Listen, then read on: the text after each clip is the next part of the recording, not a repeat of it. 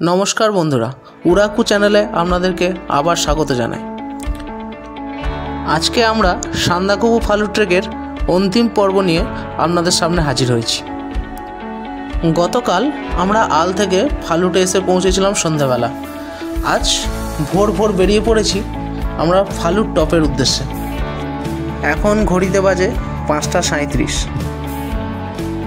गतकाल फालुट पौंछानोर परे आमादेर गाइड दादा आमादेरके बोले दियेछिलो जे भोर भोर उठते যত আর্লি মর্নিংয়ে আমরা যেতে পারবো ফালুট টপে তত ভালো ভিউ পাওয়া যাবে। তো আমরা 4:30টায় উঠে গেছিলাম, প্ল্যান প্রোগ্রাম করে সবাই 4:30টায় উঠে আমরা 5টার মধ্যে রেডি হয়ে 5:30টার মধ্যে বেরিয়ে গেছি। এখনো পর্যন্ত আকাশে চাঁদও দেখা যাচ্ছে আর হালকা আভা দেখা যাচ্ছে সূর্যের। ভীষণ ঠান্ডা আর সাথে ভীষণ ঠান্ডা হাওয়া দিচ্ছে। আমরা যখন বাথরুম করার জন্য ভোরবেলা বাথরুমে গেলাম তখন দেখছি বালতির জলগুলো জমে বরফ হয়ে গেছে। রাস্তাতেও কিছু কিছু চূর্ণ বরফের মতো দেখায় আপনাদেরকে। এই দেখুন এভাবে জমে আছে। তবে অক্টোবর নভেম্বরে আসলে আপনারা এই বরফে এনজয় করতে পারবেন। এখন বরফ পড়েনি বা বরফ সেরকম নেই, কিন্তু ঠান্ডা অনেকটাই ঠান্ডা আছে। তো চলুন রাস্তা দিয়ে যাওয়া যাক আর দেখা যাক সানরাইজে কতটা কি ভালো ভিউ পাওয়া যায়। কাল হোটেলে অনেকজন আলোচনা করছিল যে আগের 2 দিন নাকি মেঘ থাকার কারণে ভালোভাবে ভিউ ছিল না বা কাঞ্চনজঙ্ঘা এভারেস্ট দেখতে পায়নি সেভাবে। তারা অনেকেই ঘুরে যেতে হয়েছে, হতাশ হতে হয়েছে। আমরাও রাস্তায় আসার সময় খুব একটা ভালো ভিউ পাইনি, তবে আজকে এসে দেখলাম অনেকটা ওয়েদার ক্লিয়ার আছে আর মনে হচ্ছে দেখা যাক অনেকটা ক্লিয়ার পাবো। ফালুটের যে হোটেলগুলো আছে সেখান থেকে ফালুট টপ মাত্র 500 মিটারের ডিস্টেন্স,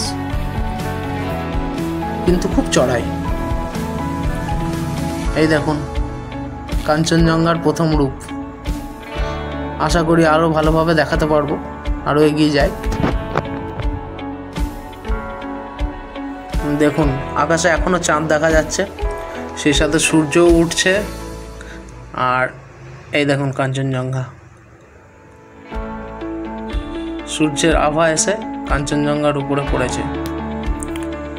দূর থেকে অতটা ফোকাস হচ্ছে না, চেষ্টা করছি, চালিয়ে যাচ্ছি, দেখা যাক আরও যদি ক্লিয়ার পাই সামনে। আমরা অলমোস্ট ফালুট টপে পৌঁছে গেছি।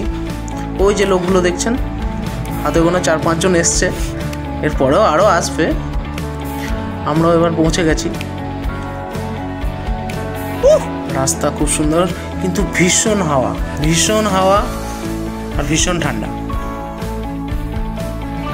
ফালুট টপ এগুলো চৌনি গায়ে, সারা রাত এখানেই থাকে বরফের মধ্যেই। অসাধারণ ভিউ, অসাধারণ। কখনো ভাবিনি কাঞ্চনজঙ্ঘাকে এত কাছে থেকে দেখবো। একসাথে কাঞ্চনজঙ্ঘা আর এই প্রান্তে মাউন্ট এভারেস্ট।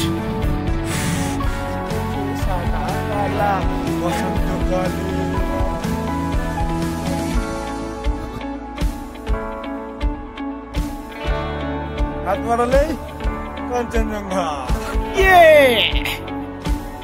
এখন সানরাইজ মোটামুটি হয়ে গেছে। কাঞ্চনজঙ্ঘার উপরে পুরো সূর্যরশ্মিটা এসে পড়ছে। ক্যামেরাতে চাইছি ফোকাস করতে, কিন্তু বারবার আসছে না। এই দেখুন ক্লিয়ার। ওয়াও, এত কাছে থেকে কাঞ্চনজঙ্ঘার ভিউ পাওয়া সত্যিই খুব দুষ্কর ব্যাপার।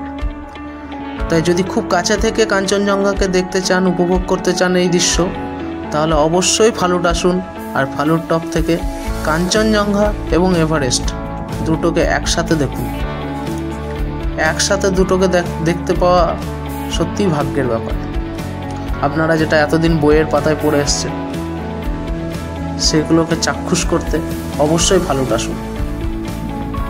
ফালুট আসার জন্য বিস্তারিত তথ্য আমি ভিডিওর শেষে দিয়ে দেব এবং ডেসক্রিপশন বক্সেও দেওয়া থাকবে। এরপরেও যদি কিছু প্রবলেম পড়ে তাহলে আপনারা কমেন্ট করতে পারেন, আমি সেই কমেন্টের রিপ্লাই অবশ্যই দেবো।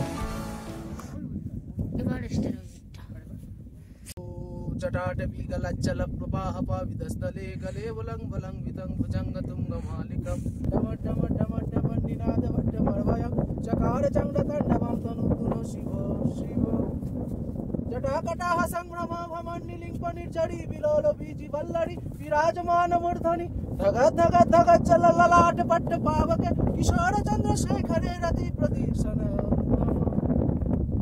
धराधरेन्द्र नंदिनी विलास बंधु बंधुर स्फुरोद्दिगंत संतति प्रमोदमान मानस कृपाकटाक्ष धोरिणी निरुद्ध दुधरापदि कचित् दिगंबरे मन विनोद में तु वस्तुनि ओम नमः शिवाय ओम नमः शिवाय ओम नमः शिवाय।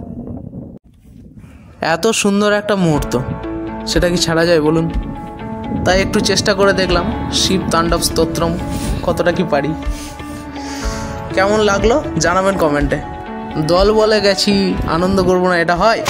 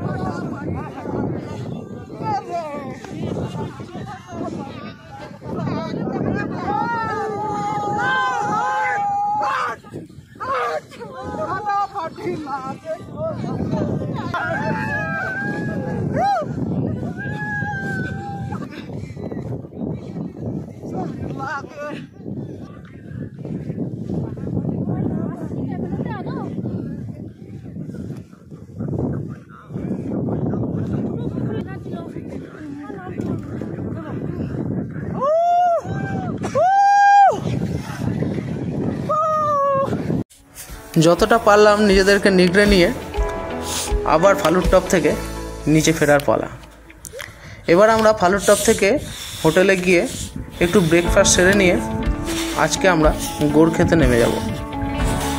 ভীষণ ঠান্ডা লেগেছে, হোটেলে গিয়ে একটু আগুন পোহাবো, হাত পাগুলো একটু সেঁকে নেবো, গরম গরম চা খাবো, তারপর ব্রেকফাস্ট করে আমরা নিচে নেমে যাব।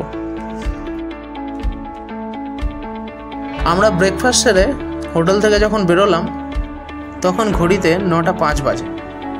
আজকে আমরা ফালুট থেকে গোর্খে গিয়ে সেখানে নাইট স্টে করবো। পরদিন আমরা এনজিপি চলে যাব। এনজিপিতে রাত্রে ট্রেন আছে, তারপর যে যার বাড়ি। আজকে ফালুট থেকে গোর্খের ডিস্টেন্স 15 কিলোমিটার। সিঙ্গাল্লা ন্যাশনাল পার্কের মাঝখান দিয়েই আমরা বেরিয়ে যাব। আসার সময় যেমন চেক ইন করেছিলাম, আজকে সেরকম চেক আউট করে আমাদেরকে বেরোতে হবে।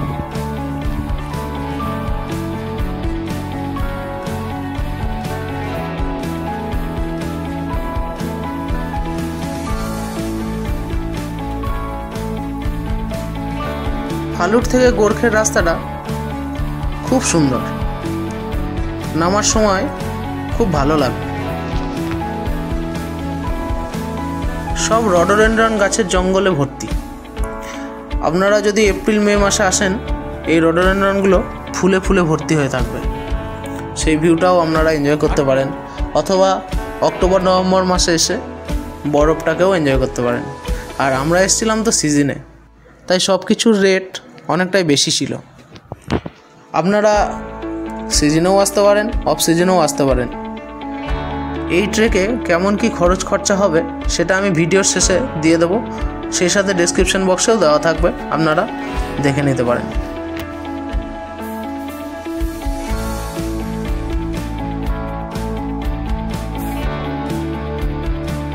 এই রাস্তাটা অনেকটা নালার মতো, মনে হয় বৃষ্টির সময় বৃষ্টি পড়ে এদিক দিয়ে জল নেমে একদম নিচে নদীতে গিয়ে পড়ে, গোর্খে নদীতে। এটা একটা পাহাড়ি বাঁশ ঝাড়। এদিকে অনেক রেড পান্ডা ঘোরে, আপনারা একটু ভালোভাবে দেখলে রেড পান্ডা দেখতে পাবেন। আমরা একটা দুটো পেয়েছিলাম দেখতে। এই বাঁশের কচি কচি পাতাগুলো ওদের প্রধান খাদ্য। তাই ওরা এই জঙ্গল ছেড়ে যেতে চায় না।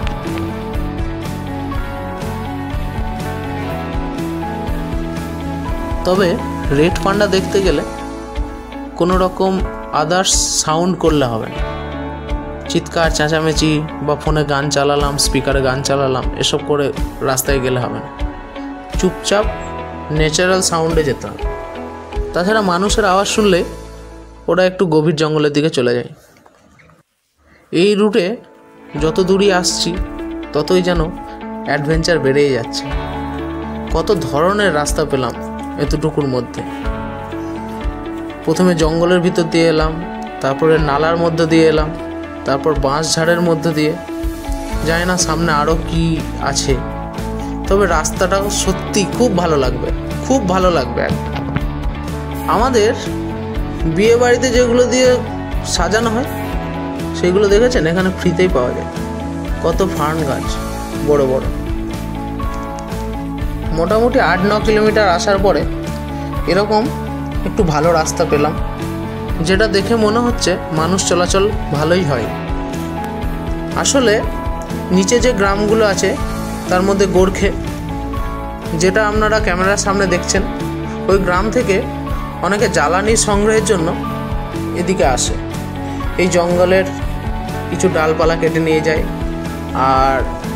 আর তাদের গৃহপালিত পশুর জন্য কিছু ঘাস পাতা কেটে নিয়ে যায়। আমার দেখা সেরা গ্রামগুলোর মধ্যে গোর্খে অন্যতম। গোর্খে গ্রামের দুপাশ দিয়ে নদী চলে গেছে, গোর্খে নদী। তার চারিদিকটা পাহাড়ে ঢাকা, মাঝখানে একটা ছোট্ট গ্রাম গোর্খে। গোর্খেতে আমরা এই হোটেলটায় উঠেছিলাম। শেষ 5 দিনে 63 কিলোমিটার ট্রেকিং করে আসার পরে গোর্খে গ্রামটা আমাদের যেন শান্তি দিয়েছে। ট্রেকের শেষে এটা ছিল যেন আমাদের গাইড বিক্রমদার সেরা গিফট।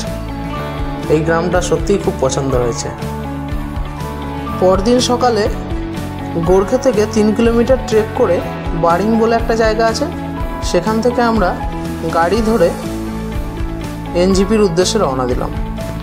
আমাদের তো ট্রেক সাকসেসফুলি কমপ্লিট হলো। তো আপনারা আসবেন কীভাবে, কত কী বা খরচা হবে, চলুন দেখে নেওয়া যাক। প্রথমে এনজিপি থেকে যখন ধোত্রে যাবেন, এনজিপিতে নেবে দার্জিলিং মোড় আছে, দার্জিলিং মোড় অবধি শেয়ার কারে করে চলে যাবেন, পার হেড 40 টাকা করে। দার্জিলিং মোড় থেকে ধোত্রে অবধি আপনাদের শেয়ারে 400 টাকা পার হেড পড়বে যেতে। আর গাইড পার ডে 1000 টাকা করে আমাদের কাছ থেকে নিয়েছিল, পার ডে পার পারসন। মানে আমরা 6 জন ছিলাম, 6000 টাকা নিয়েছিল পার ডে হিসেবে। তাতে ওর খাওয়া দাওয়া, গাইড সব কিছু ওর মধ্যে ইনক্লুড ছিল। আর আপনারা যদি সিঙ্গেল যান সেক্ষেত্রে আপনাদেরকে গাইড দাদার সাথে কথা বলে নিতে হবে, আর হোটেলগুলো আপনাদেরকে বুক করতে হবে।